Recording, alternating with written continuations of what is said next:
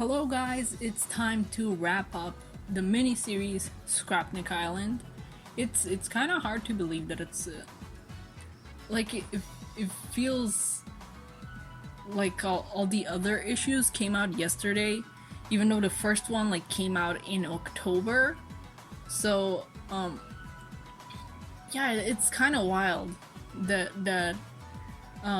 this miniseries is ending. Of course, I don't believe the story will be ending. Usually the stories continue on to the, when there's a miniseries, they continue on to the main issues. So, well, the main series, and we'll see how things end up and where it goes from here, and if things will be okay, basically, because last time Mecha was trying to swap brains with Sonic. But first, the covers. I love all three of the covers of this issue. They all look like they could be movie posters. There's dynamic action and really good composition, and they look kind of painterly, especially the second one. But they all look like they could be movie posters that I'd love to have on my wall, honestly. But if I had to pick a favorite, this first one here wins out by just a bit. And the reason for that is the sunflower that's falling down between Mecha and Sonic, symbolizing a sort of casualty and what Mecha Sonic will be turning his back on if he goes down the path of villainy. So yeah, like I said, we're right back at Mecha's plan to swap minds with Sonic. The device he's using is called the Eggnoggin. Yes, really, because Eggman made it. It was one of the many projects he got bored of and tossed away like nothing. It's a device that he was gonna use to control Badniks directly. But yeah, he got rid of it, and now it's here. The reason Mecha wants to become Sonic is because Sonic can run so fast that he could just run across the water and get away from the island, and then get revenge on Eggman. But rather than speak out for his own safety, Sonic points out Mecha would be abandoning his friends. And Mecha meanwhile claims they were never his friends, that friendship is a weakness, and that he was just glitching out. It was nothing, they're not friends. But just from the way the panel is composed, we can see that Mecha is likely just trying to convince himself of what he is saying. Sonic calls him out on it, and that he doesn't mean it, he doesn't believe that he never had friends here. So to prove that he does mean it, Mecha activates the machine and starts the mind transfer. But all the little Scrapniks come out of their hiding spots and start going after him while telling him to stop. The machine gets destroyed, ruining Mecha's plans. And he immediately turns to the Scrapniks, threatening to crush them, looking the most livid and emotive that he's ever looked. But because the mind swapping process had already started when the machine was destroyed, Sonic ends up with some sort of mind link with Mecha, and he can hear his thoughts and has some of his memories, and he can feel what Mecha is feeling. Mecha attacks the very first Scrapnik that we ever saw on the island, and Sonic, angered both by the sight of Mecha turning on the very people that he was supposed to be protecting and was protecting until now, and likely because he was already feeling Mecha's anger as is, he attacks and defends the Scrapnik. Sonic puts two and two together and realizes that Mecha is the voice that he's hearing in his head, and they're talking back and forth through only their thoughts. Mecha thinks Sonic doesn't know anything about pain, specifically comparing Sonic's currently busted ankle to everything he's been through, when it's Mecha, you haven't seen all the stuff Sonic's been through since Sonic 3 and Knuckles. You don't know what kind of pain he has or hasn't felt. Mecha says Sonic's hurt and alone, and that he's reached his limit. So we get this moment of Sonic speeding up despite his injured ankle, and the brace he has on, and then he finishes up saying that limits are meant to be broken, as they both speed through onto the conveyor belts of an incinerator. There's an amazing 2-page spread of Sonic and Mecha fighting around the core of the incinerator that you're just gonna have to get the comic and look at for yourself. But then Sonic kicks Mecha in the head with the leg that has the brace on it, kicking so hard that the brace breaks, causing Mecha to fall back. And as this happens, he has a flash of his happy memories on the island, of him with the Scrapniks and Sigma before he crashes down into the garbage. Sonic reaches out to save Mecha, but Mecha smacks his hand away. He says that he envies Sonic's freedom, both that he gets to explore the world and that he isn't held back by regret and failure. And Mecha asks Sonic to leave him, saying that this is what he deserves, that he's trash, that he's a failure, that failed his original directive to destroy Sonic and his new directive to protect the Scrapniks. Sonic isn't having any of that though. He's like, cut the crap, and tells Mecha that what freedom is to him, that nobody dictates your value and purpose but yourself, and that you gotta live for yourself. And this is what Sonic's always been like. No one's making him save the world or save people all the time. He chooses to do that. He's not like, oh well, people expect me to do that, so I'm gonna do it. It's a choice he makes to just keep on doing that. He's selfless, yet he lives for himself. And that's why even if and when he has regrets, he won't let them slow him down, and he'll keep moving forward.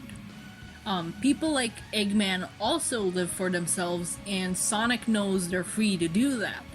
But they're also not free from the consequences if their freedom means that others get hurt. And he'll be there to stop them. And that's why he's also there to reach out a hand to people like Surge or Mecha. People that he knows are being directed by whatever expectations were put onto them by others. Like Surge still wanting to get rid of Sonic because Starline made her for that. Or how Mecha feels that he has to fulfill his directives or he's a failure.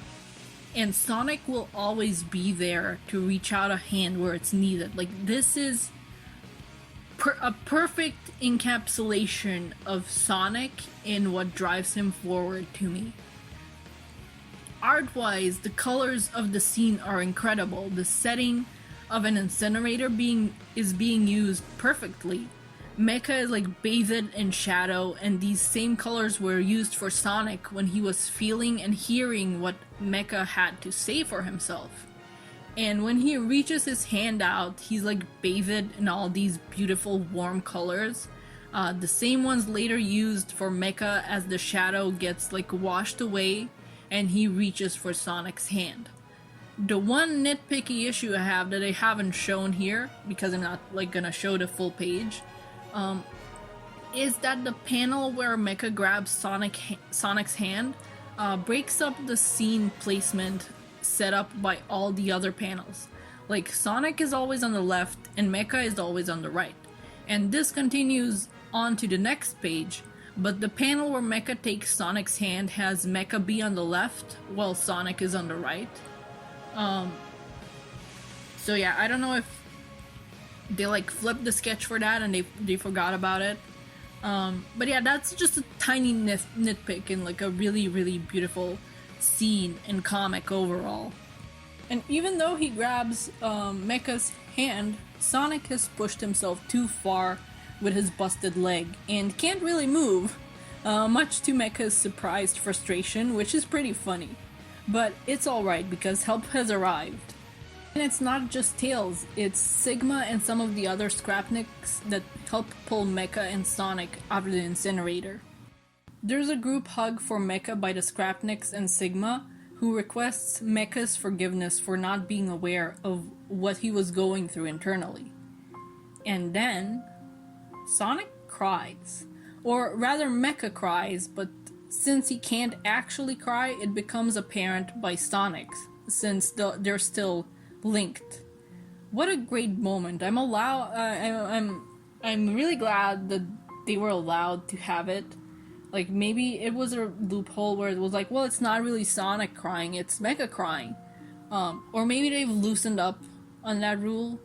But either way, both like the visuals and the dialogue are great. Just like these aren't my tears. You see Mecha being surrounded by everybody that he loves and everybody that loves him. Both Mecha Sonic and Mecha Knuckles get fixed up, and Tails manages to finally rid them of Eggman's old programming, so they get to fully make their own choices instead of working around old directives. The tornado gets fixed, and the residents of the island gather to send off Sonic and Tails. Egg Robo Trio from before is there too, so we know they're okay. All the while, there's this inner monologue from Mecha talking about moving forwards to the future. And since it's an inner monologue, I'm gonna guess that Sonic can hear it too. Sonic and Tails fly off on the tornado, and Mecha has these great final lines that he's done being controlled by yesterday and will live for tomorrow, which is very Sonic-like of him. What a great miniseries! It even had horror vibes at some points, like especially the first issue and some of the third issue, but it still felt perfectly Sonic and not out of place. I'm glad that the flower on the cover was in peril just for symbolism's sake, and that nothing bad actually happened to it in the story. I feel like the part with the incinerator was like basically what we all wished would happen in the OVA with Metal.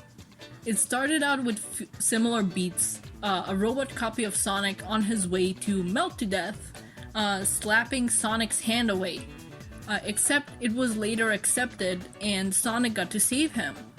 I think that with Sonic comics, especially now that fans are getting to write them, there's bound to be a time where a writer gets to live that dream and save a robot copy of Sonic that was bound for a fiery Archer run 2 with Shard, except, well, he still had the fiery death, but got saved later and got to continue down the path of redemption. And now, with the IDW comics, Mecha Sonic is back and gets to move on and live. And I think we all just want to see at least one version of these robots just move on and be happy. And I'm glad that this story got to be told. I'm glad that basically there's people that, you know, were Sonic fans as kids and watched the OVA and were like, oh, I wish that Metal Sonic got to, you know, keep on living and that he got saved. And then, like, imagine you continue being a Sonic fan as you grow up. You get basically a dream writing job for the Sonic comics, and you basically get to pull off that rescue and redemption with, you know, not Metal Sonic, but still like a metallic copy of Sonic. So I'm really glad that they got to do this. And after Mecha Knuckles got wrecked, actually, I was scared that these characters were brought back as a one-off and that both mechas would get destroyed in the end. So I'm really glad that that didn't happen because I really like them. There's still also the lingering fear that we'll never see them again, and that Scrapnik Island is like off to the side and unknown, so the comics can move on without ever addressing these characters beyond maybe characters mentioning them. I want them to show up again down the line, and I want them to be able to leave the island eventually, like, and maybe go back and forth as they please. But this miniseries was pretty popular, like, especially after the first issue, and it just kept getting more and more popular, I think. So it's safe to say that these characters will be coming back and that there's nothing to fear, that they won't get forgotten again, basically. And Sonic and Mecha are still linked, right? Like, the machine got destroyed, so if there was a way to undo what Mecha started, it's gone now. And I think maybe they'll say that if these two are far from each other, the link is weak to non-existent, so we don't constantly think like, oh man, Sonic is going through stuff, can Mecha feel all of this? But yeah, I hope that gets used in the future, and then that it does stay as a thing, and it's not like a, oh well, it faded away with time. Like, I'd love if Sonic is in peril and Mecha is close enough and feels that and comes to the rescue, or the other way around. I think it's a neat concept, and now that it's like a thing, I really hope that it gets explored further. I just really love these characters. I love the redesigns the mechas got, and I hope that them being like on an unknown island doesn't mean that they're gonna be gone for a really long time. It's amazing that Sega let this story get told, and that they let these characters come back, and that they even let a new character of the E-series get made, because those don't really get used anymore. I think like we don't really see any E-series inspired robots in the games anymore. But yeah, I really love it. And I have one more ramble that Mecha Sonic was really expressive this issue, and that started after he tried to switch minds with Sonic, like after they got linked. So I like the idea that Mecha Sonic like already had emotions to an extent, obviously, because like he loved his friends and he wanted to protect people, and he was taking care of the flower, and he had all that like inner turmoil happening. So I love the idea that linking up with Sonic kind of like infected him with even more emotions. Like what would have been, let's say, a spark of anger before becomes a full flame now that he's linked up with Sonic, and that he can feel emotions at an even wider range that he couldn't before. Because he's been really expressive ever since that happened. Like, he has like the wide sparkly eye, and he had like the really angry eye at one point, and he looked like really sad and really happy in ways that he didn't really look like before. Like, he was more he had more of a resting face before, if that makes sense for a robot.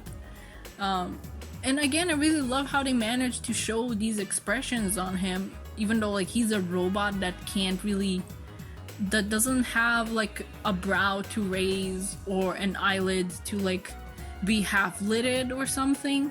So it's really amazing how they make him emote. I really love it. I love the art, I love the story. That's pretty much the short version of it. Love the art, love the story, and I want to see these characters again, and I want to see what happens and if they explore the mind link in the future. But those are all my rambles, and that was the miniseries Scrapnik Island. Really amazing stuff. I hope we get more things like this in the future. But yes, those are my rambles, and I'll be going now. So see you when I see ya, and bye bye.